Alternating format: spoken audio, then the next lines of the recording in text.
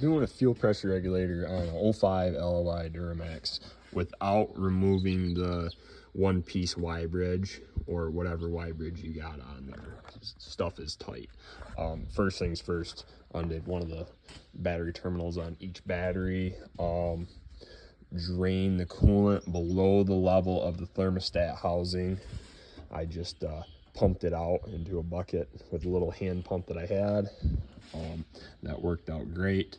Removed the alternator, AC compressor, pulled the alternator right out. AC compressor, because it's all charged and everything. Carefully moved the hood from that bolt to that bolt so it stands straight up. Both sides are bolts are started on that, and then I have this hanging from the latch. So that's how I did that. Removed the thermostat housing, and removed two lines here. I believe one's in and an out. Use extreme caution around those. Did tape those off just because that is the high pressure pump. And you do not want any debris going into that. Did that, the intake, that piece of the intake there, and then this air-to-air boot here. I had to customize some tools, which is mainly what I was going to show you guys. Use this 90-degree DeWalt. You can use whatever. 90-degree, no need to grind that stuff down. I'm just doing some trial and error. That's all that is. But this was for the one on the passenger side. Did have to do that.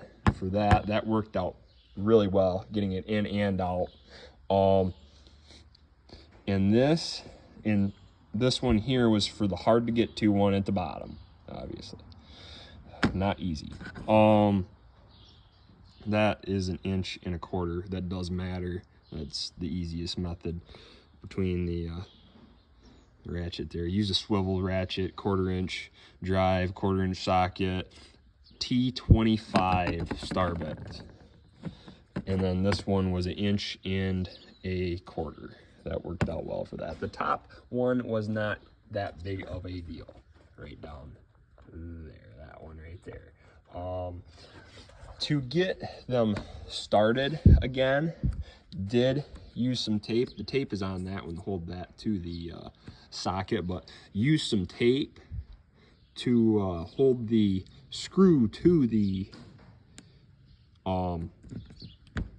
star bit, and started them same way, with the same tools. When installing and removing these, removing's not that bad of a deal. You just want to make sure there's no dirt that gets into that CP3 pump. I came out right through this hole here, kind of had to do some acrobatic maneuvers to get it out, but we got it out. Same thing with putting it in, got to be acrobatic and extremely cautious about it. When installing these things, they got these two O-rings. They do come with a little bit of lube on them. I use a little bit more diesel fuel to put on them just for a little extra lubrication, because you don't want those O-rings to pop off or be damaged in any way, shape, or form, because you'd have to do this all over again, and your problems would be worse and not be good. When installing them, use some don't drive them in with the screws. When you've got the lube on and everything, work it in by hand, fingers, whatever you can get in there, and put it in and twist it. Make sure there's no unevenness. Make sure it's equal with the pump, but twist it. Same thing with basically all O-rings. Even the water pump on this. Water pump's a deal. You have to twist. You cannot force it in, but equal amount. You use some pressure, equal pressure, but don't do none of that rocking stuff. Just twist and work it in. It will go in. Goes in quite easily. And then when it gets flush to the pump, you know, it's seated. It's in there all the way.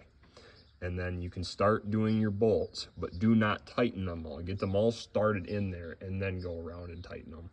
So, yep, I believe that covers